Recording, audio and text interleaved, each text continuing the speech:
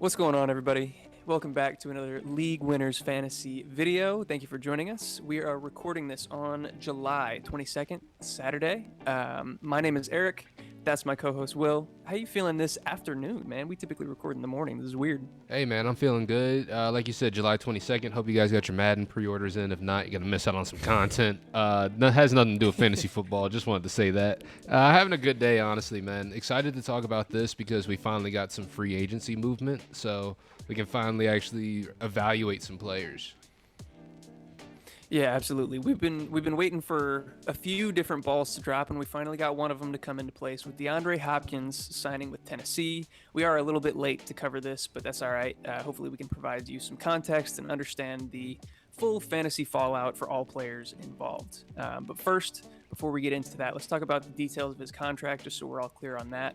He did sign a 2-year deal worth $26 million, but also with some incentives for receptions, yards, and touchdowns that bring the potential maximum value of the contract all the way up to $32 million if he hits those. So 2-year deal that we're working with. What do you want to start with? Just D-Hop straight out the gate? Yeah, just do we think? Well, obviously D Hop is D Hop still. We haven't really seen him slow down yet, so we haven't really seen him hit that wall yet. But he is entering, year 32 of his life at this point, so he is starting to get He up there. 31. 31. Yeah. Okay, so yeah, still starting to get up there. Gonna end up hitting that wall at some point, but hasn't hit it soon. So I think at this point he is worth the money for sure. And when it comes to production, we haven't seen him take a step down in production at all. We thought last year maybe he'd start to fall off a cliff. We were nervous because PEDs were kind of the reason why he got suspended in that first place, thinking maybe he was losing his edge. Was not the case. He came back just as strong as ever, still commanded the same volume, and still produced at the same level he always did. So now he's just going to be doing that on a team where I feel like he does have a lot of opportunity and a lot of real estate to produce. It's just a matter of how they're going to use him, which I don't see them not using him. You know what I mean? Yeah, he steps in, and I would imagine he takes over the wide receiver one role. He plays the X primary boundary receiver with Traylon moving to the Z. But let's talk about some Cardinal splits, because you mentioned he came back and performed at a high level. In the 8 games, so he played 9 games, but I'm not going to include the Week 16 with Trace McSorley. That was just an abysmal performance all around. So we'll call it 8 games. He put up 14.9 points per game in half PPR. If you extrapolate that out to a full year, which I know it's a small sample size, but just for the sake of doing it, that would have made him the wide receiver 8. In the 4 games that he played with Kyler Murray, he was putting up 17.9 points per game, which would have made him the wide receiver 2, tied with Justin Jefferson. In the 4 games that he played with Colt McCoy at quarterback, 11.8 points per game, so a fairly significant drop off there, would have made him wide receiver 18. And then in the games where Hollywood also played with him, because there wasn't all that much overlap. I think it was only 3 games in total where they played together, 11.9 points per game. So I bring all those things together just to kind of get an idea of like situation that he came from, how he produced in those different situations, and how that applies to him going to Tennessee. So I'd like to hear your opinion on that. Like, we have Kyler Murray, we have Colt McCoy, we have Ryan Tannehill. Do you think he falls somewhere in between as far as quarterback talent and his ability to distribute the football? I think so. I think that in terms of like Ryan Tannehill versus all of those quarterbacks, he's fallen somewhere in between Colt McCoy and Kyler Murray. Obviously, he's not as good as Kyler Murray is, but he's better than Colt McCoy. So it's interesting that like you said all those splits, because it kind of shows a full sort of range of outcomes that we can expect from DeAndre Hopkins, from the worst quarterback play that he could have with other people there with him as well, because I believe those 3 games where there was overlap, it wasn't even with Kyler Murray, it was with one of those backup quarterbacks as well. So I think only one of the 3. Sorry, I think only no worries. one of the 3 was with Kyler. The other 2 were with Colt. So that's a good point that you bring up. Right. So it's just showing that even with competition, even with that lower level of quarterback play, he can still command volume at least a wide receiver 2 level. So that's very good, I feel like, especially for someone going to a team like Tennessee, where it is pretty much wide open for that wide receiver 1 spot. Right. Yeah, so I think there is a ceiling case for D-Hop. We've seen him be a target hog, and we've seen him be fairly quarterback proof. I think it is worth noting that D-Hop only played 10 games in 2021 and then 9 games last year. So his overall end of season finishes compared to those points per game that I talked about were much lower, 43 and 47 respectively overall at the wide receiver position. The offensive environment in terms of talent around D-Hop, I don't think is that much different in Tennessee than it was in Arizona. Both teams have a pretty poor offensive line. He's going to be the wide receiver 1 in both situations with a young and talented wide receiver 2 behind him, whether it be Burks or Marquise Brown. And neither team is really projected to be very good or high scoring. So I feel like his role is going to be basically what we saw before. The only concerns that I have are, he's a year older now. Like we mentioned, he's 31. He's going to have to learn a whole new system, and now he's going to have to do it with a whole new quarterback as well. I do think the Titans will probably be slightly more run-heavy than Arizona, just because Derrick Henry's probably still their best offensive option. But like we mentioned before, in terms of quarterback play, I think a healthy Tannehill is definitely an upgrade over Colt McCoy, a little bit of a downgrade from Kyler. So like all of that being said, I probably don't see a world where D-Hop is more than like a middling wide receiver 2. Realistically, like it's within the range of outcomes, but I don't really see it realistically happening. But yeah, I could see him being like a mid to back end wide receiver 2. Yeah, I could definitely see that, especially just the level of play around him. Like you said, it's going to be pretty ugly out there in Tennessee, but I don't know. I feel like with the money that they're giving him, Tennessee's one of those teams that sneakily kind of competes every year, no matter how bad we kind of think they are. Them signing D-Hop, I feel like they got to have big plans for him. They got to be getting them involved. But also it's a team, like you said, that has Derrick Henry already, who they're running the team through him, essentially. But I don't know. This could be one of the years we see D-Hop be a little bit more efficient. Or he might have to be a little bit more efficient if we want to see actually anything out of him in fantasy. Yeah, I completely agree with that. I think that's a really good point. If he's not efficient, then I think he might not even be a wide receiver 2. Because it's going to be fairly slow-paced and low pass volume, I think, in Tennessee. But yeah, I think you are right that like them signing him is a sign that they are going to compete, that Ryan Tannehill is going to have the reins until they're out of contention, probably. So yeah, I think wide receiver 2 is a good spot. It's just, do you think he's going to be high end, back end? It's up for debate. Yeah, I agree. I think like you said, it's not going to be pretty unless he is able to be efficient. Because if not, wide receiver 2 might not even be in the range of outcomes anymore. Because we've seen these elite wide receivers go to Tennessee, and all of a sudden they drop off the face of the earth. We've seen it time and time again, and we're hoping this isn't a repeat of that. I'm not ready to put him in that bucket quite yet, but yet to be seen. We'll find out. Absolutely. So that'll wrap up the D-Hop specific conversation. But now all of the other fantasy options that are impacted by his signing, and we can start with Treylon Burks. I think with D-Hop, he's old enough that we didn't really have to touch much on dynasty value. It's all just immediate production, and that's all you have to worry about. But with Treylon being as young as he is, we can discuss redraft and dynasty. So if you want to start with redraft value, I can kick it to you and what you think that he's going to do this year. So in terms of redraft value for Treylon Burks, them signing Deandre Hopkins, it downgraded Treylon Burks for me slightly, but at the same time, in terms of like where they operate in the field and how they were using Treylon Burks originally, he was never really like the volume guy on the team. Like he was the guy who was getting volume because, there was really no one else to throw the ball to at a certain point. But in terms of his style of play and D-Hop's style of play, they're two very different styles, whereas D-Hop's kind of the volume guy, kind of the yak guy a little bit. Treylon Burks is kind of a guy who can take the top off, kind of contend with defenders, make those catches downfield, stuff like that. So they kind of operate in two different parts of the field.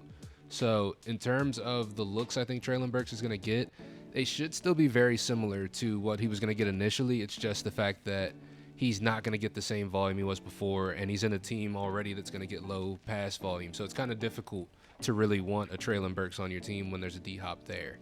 But I don't feel like it's going to affect him much, if that makes sense, Yeah, I know that makes a ton of sense. You really encapsulated pretty much everything that I had to say as well. I think the signing hurts quite a bit. He becomes the wide receiver 2, not the wide receiver 1, slow pace, low pass volume offense, all of which you said. On top of that, sorry, my cat is going crazy. They're also dealing with a really bad offensive line. And so I feel like all of those things combined probably mean that those deep ball attempts that you alluded to might be few and far between. Like, I don't know if they're going to have time for those longer developing plays. They're already going to be slow paced. So it's just how many times are we going to see him get those high value targets that we're hoping for? Tough to say. I think the best possible scenario for Burks in season long leagues is that he just straight up outperforms D-Hop. I think that's unlikely, not entirely out of the question. It's possible that D-Hop gets hurt or something like that, and then we could see him be that wide receiver one that we had hoped prior to that signing. But even if that's the case, like, what do you think his ceiling is really? Like, I'm thinking high-end wide receiver 3, back-end wide receiver 2, like if everything hits right. Yeah, I think his production is going to be pretty similar, I guess, to what it was last year. Except it might even be a little bit worse, like you said. It's not super optimistic because he's not going to get the opportunity like he was going to initially. Like, his whole role at this point has just morphed into, well, I don't know what his role is morphed into. We haven't seen it yet. But in terms of just what the signing was, what the team was, how it's built, like you said, those opportunities are going to be pretty few and far between. It's going to be tough. But I don't know how he could end up finishing. What do you see as a finish for Treylon Burks yourself? If, let's say D-Hop stays healthy for, I don't know. Like I said, he finished with 10 games in 2021, 9 games last year. Let's say he gets to 12. Optimistically, 12 yeah, games. let's say 12. I think we see probably like a middling wide receiver 3 performance out of Treylon Burks. So where would that put him? Like, what? Wide receiver 30-ish, somewhere in there? Yeah, somewhere past wide receiver 36, right? Well, somewhere around wide receiver 30, like you said, in that range. Probably closer to back end. I think he's probably mid to late 30s is about what I would expect. Yeah.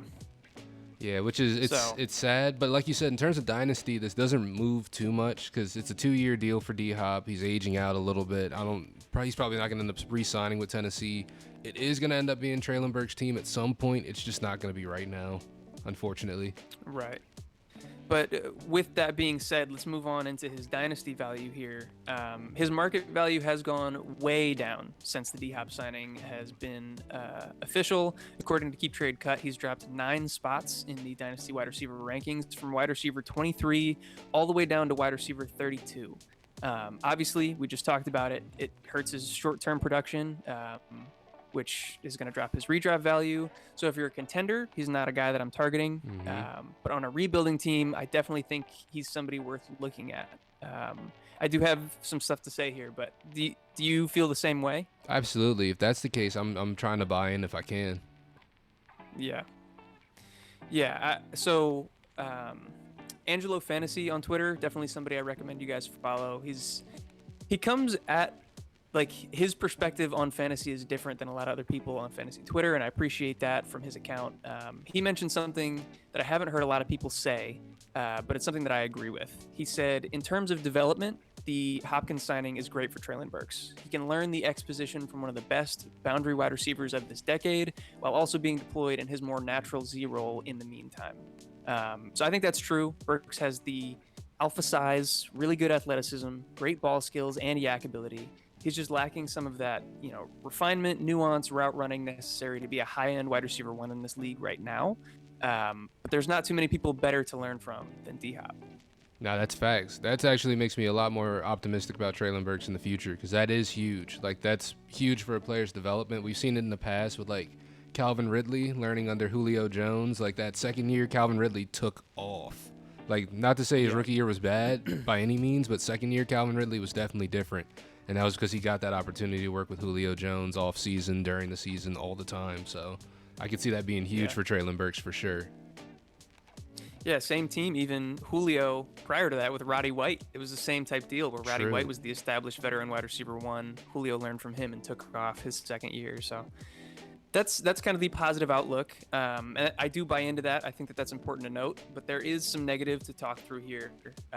D-Hop is going to be on the team for the next 2 years, which probably means that Burks won't be providing difference-making production until his age 25 season. Burks was a young prospect, so there's still plenty of time after that for him to be very productive for you. but that season would be his last under contract with the Titans unless they extend him or exercise his fifth-year option, which I don't think is unlikely. That's probably going to happen. I think they're going to want to keep him around. And if we assume that he does stay with the Titans, then the quarterback position for the future is in question, to say the least. They just drafted Will Levis, who I personally don't believe in. And with the acquisition of D-Hop, it seems like the team is going to be trying to compete again this year and potentially next year as well. So I don't see them picking in the top 10 anytime soon to get, a true, cream of the crop quarterback prospect in there. I think ultimately you probably want to bet on talent over situation, especially at the wide receiver position in Dynasty. And so that's what I'm going to be doing. But how do you feel about that, like with all of the context now provided? So in terms of like all of that, I do like Treylon Burks going forward. I like him as a talent because I think at the end of the day, talent kind of wins out. And if he is learning from D-Hop, one of the things D-Hop has shown us time and time again, it does not matter who's throwing him the ball. He's going to make something happen. If Treylon Burks can even make even a little bit of that happen, I think he's going to be okay going forward. And we did see some flashes of that last year, I feel like, where he was able to succeed even though the team was performing at a low level. But in terms of how they're going forward, it is tough to say what their quarterback position is going to be because every year I feel like for the last 3 years they've been saying they want to get rid of Ryan Tannehill, but they keep trying to contend.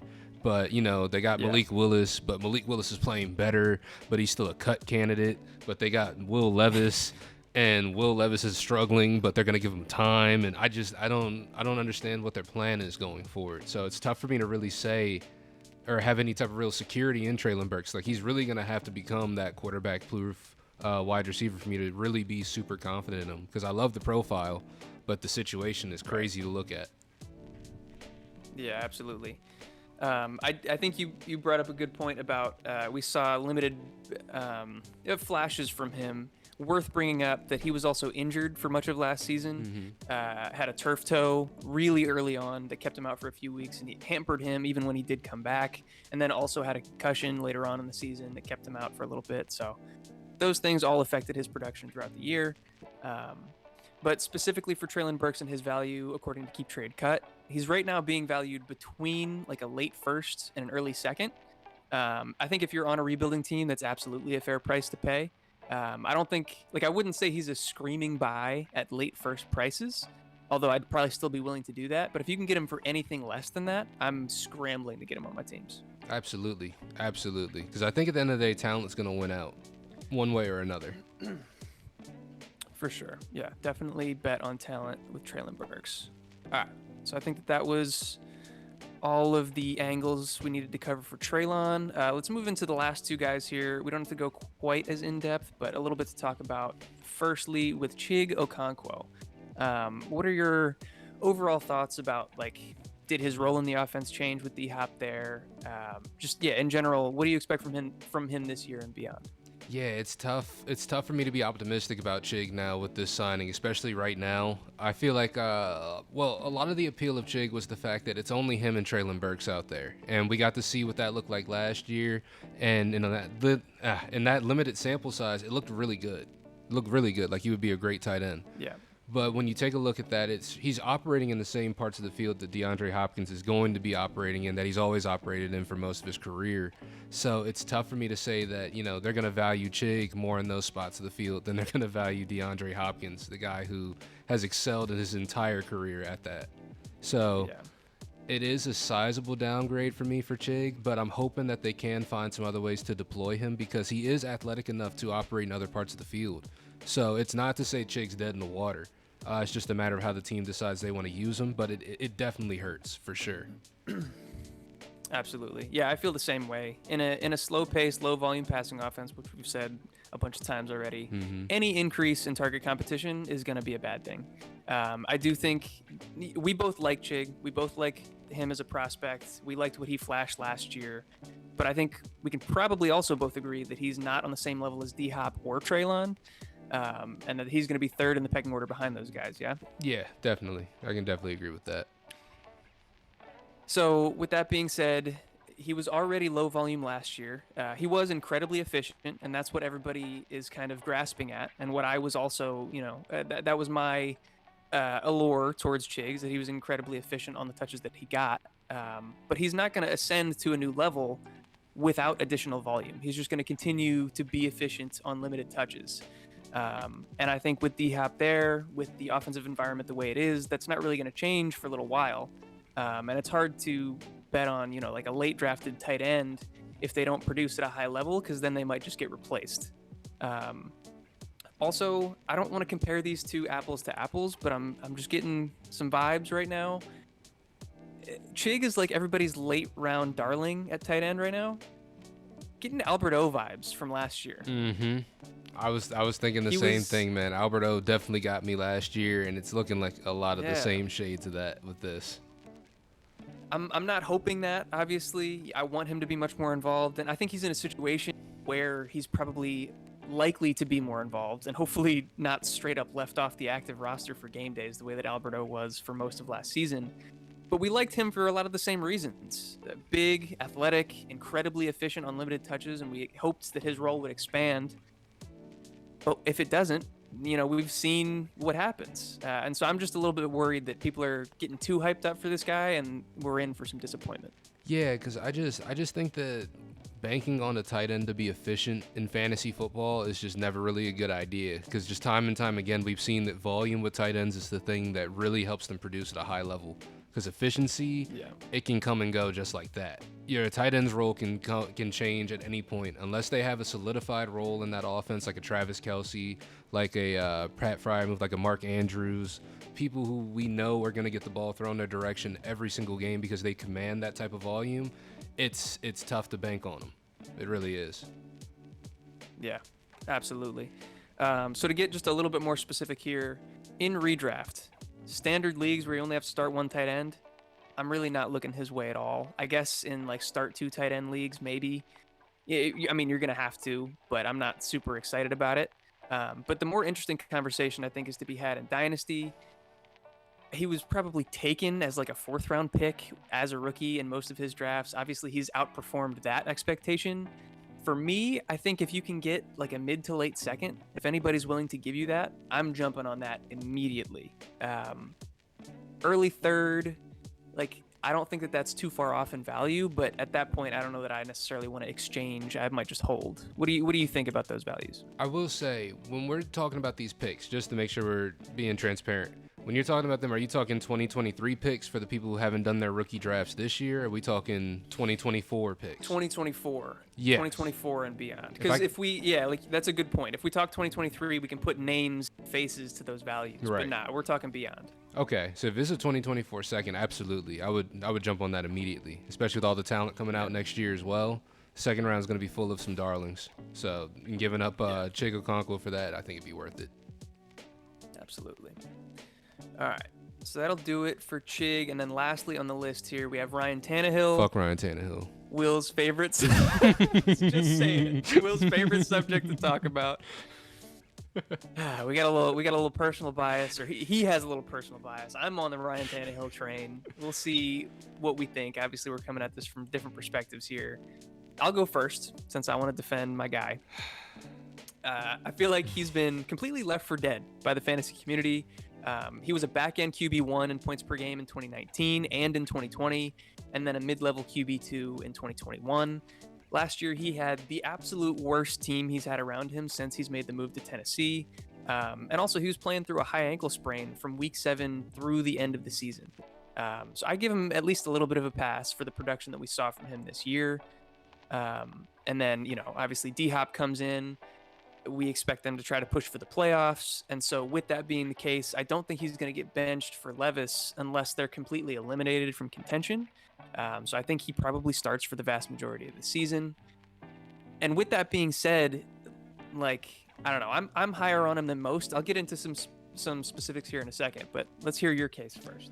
I mean, so the biggest case for having Ryan Tannehill on your team is that he plays. He plays, and he's going to have people to throw the ball to.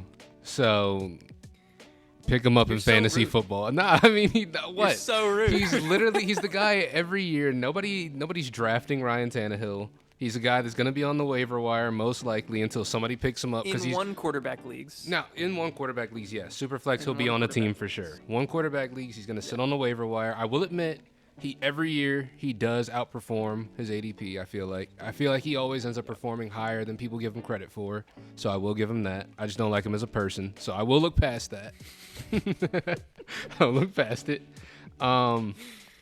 Yeah, I think he is a valuable asset to have in fantasy, at least, especially, anybody who has Deandre Hopkins at wide receiver, I feel like is somewhat valuable in fantasy. But he does have a good set of weapons around him in terms of, Derrick Henry, who we've seen in recent years get more involved in the passing game somehow. We've got Traylon Burks who's starting to emerge. DeAndre Hopkins is there, of course. Chig is there. So he's got a good weapons group. They brought in Tyjae Spears, who I'm sure they're going to use out the backfield as well in the passing game. But it's like you said, it's a low-volume passing team. So I see a lot of Ryan Tannehill pass for 200 yards and 2 touchdown finishes, or Ryan Tannehill pass for 227 yards and 3 touchdowns, which is cool. It's cool. I mean, 227 and 3 tutties. It's pretty cool. That'd be damn good. It's pretty cool. That'd be real nice. It's optimistic. About that like I'm talking optimistically though. This is optimistic. Yeah. Okay. This is optimistic. Fair but he's not somebody that like I'm super opposed to having him on a team because he is a starting quarterback in the NFL. He does produce, and he's on a team that's trying to compete. So I can't be super mad at having Ryan Tannehill at all. Yeah. Let me clarify. He's not exciting. He's not a sexy pick. Like when you make that draft pick, nobody's gonna go, "Ooh, good pick." Nobody's gonna say that. Everyone's gonna, yeah, I guess. Be like, I forgot he even existed. But so let's go into some specifics here. I went to Fantasy Pros to look at their consensus redraft rankings, and we're talking about this in a super flex lens because in one quarterback, it basically irrelevant. Maybe a bye week filler type deal. I can acknowledge that. Mm-hmm. But in 2 quarterback leagues, he's currently ranked as Fantasy Pros quarterback 29. I don't see I'm going to list some names that are ranked ahead of him. I don't see how you can confidently say that Derek Carr, Jordan Love, Kenny Pickett, Bryce Young, CJ Stroud, Brock Purdy, Jimmy G, and Sam Howell are all going to be better than Tannehill this year. Do you disagree with me? I'm sure some of them can and probably will, but that's a lot of dudes that haven't done anything. Yeah, I don't like Ryan Tannehill, but I still can. That level of slander is beyond me. Like that one, it's a little crazy. Yeah. Because we've seen Ryan Tannehill perform. We've seen him. I'm not gonna say we've seen him perform at high levels because I don't think we've ever really seen high level quarterback play or super high level. We've seen it. I just told you we saw him be a back end QB1 in 2019. Yeah. He was usable in 1 quarterback league. Yeah, he was that year. Come I guess. But yeah, it's like you said, it's disrespectful to have him that low because he's definitely going to outperform his ADP if he's at the quarterback 29. That's just, come on, guys. Yeah. Let's not be ridiculous. Like you said, there's a lot of guys on there we haven't even seen take an NFL snap yet. So, right, it's tough. But I could see him actually, like he's in a very similar situation to guys like Bryce Young and stuff like that on teams where there's not a whole lot of talent on that team. So to have Bryce Young ranked higher in redraft, I mean, Bryce Young probably is a better player himself, but the situation ain't really there. Yeah, I guess it's tough because I think Bryce Young's offensive line is significantly better than what Tannehill's dealing with in Tennessee. The line is better. But I mean, D-Hop, Traylon, and Chig is so much better than fucking Thielen, Chark, and Mingo. Yeah, not even close. So it's interesting. It's definitely interesting to see that he did rank that low, for sure. Yeah. So yeah, again, not sexy, not super interesting, but worth talking about as a near the end of your draft pickup at the QB2 spot. I think he could be very usable. But yeah, so I think that'll probably do it. If we missed anything, if you disagree, if you agree, leave it all down in the comments below. We would love to chat and interact with you guys on this stuff. We really enjoy having a community in here. League winners and everybody over there would also appreciate it. And while we're on the topic, go check out the link in the description for League Winners. There's a lot of written content as well as other video content over there. We would very much appreciate if you could check out. Another affiliate of League Winners is Underdog Fantasy. You can use our promo code FFLW, which is also linked in the description below, for a 100% deposit match when you go over to Underdog and do any sort of best ball draft, mock drafts, any sort of player props, all that good stuff to your heart's content. Get yourself a full 100% deposit match using our promo code FFLW. But yeah, I think that'll do it for the league winners side of things. Will, you want to talk about some of our stuff? Yeah, make sure you guys check out the description down below. Join our Discord, become a part of our community. We got a lot of great people in there, a lot of great stuff. And also check out our other YouTube channel, the Fantasy Football Busters, the FF Ball Busters podcast. We do a lot of content over there with fantasy football, just more in-depth dives, some more general stuff as well. We do some NFL news. We've been getting into that too. So just trying to diversify, but also give you guys some great fantasy football content over there. So make sure you check us out over there and give us a subscribe, give us a, hit the notification bell so you know when we drop our newest videos there as well.